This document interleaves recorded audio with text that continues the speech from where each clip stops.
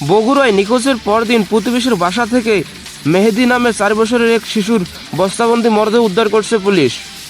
আজ শুক্রবার 29 নভেম্বর সকালে শহরের চারমাথা ধমকপাড়া প্রতিবেশীর বাসার খাটের নিচ থেকে মরদেহটি উদ্ধার করা হয়। পুলিশ জানায় বৃহস্পতিবার সকালে বাড়ির সামনেই শিশুটি খেলাধুলা করছিল।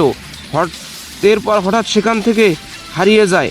পরে একদিন খোঁজাখুঁজির পরও খোঁজ না মিললে সন্ধ্যায় সদর থানায় সাধারণ ডায়েরি করে পরিবার। এরপর আজ শুক্রবার সকালে প্রতিবেশীর তাহমিনার বাড়িতে তল্লাশি চালিয়ে খাটের নিচ থেকে শিশুটির বস্তাবন্দি মরদেহ উদ্ধার করা হয়। পুলিশ আরও জানায়, এ সময় মুক্তিপণের দাবি সম্বলিত একটি চিরকুটও উদ্ধার করা হয়। এরই মধ্যে প্রতিবেশী তাহমিনাকে আটক করা হয়েছে। বগুড়া সদর থানার ভারপ্রাপ্ত কর্মকর্তা এস.এম. মঈন উদ্দিন বলেন, মরদেহটি ময়নাতদন্তের জন্য হাসপাতালে পাঠানো হয়েছে।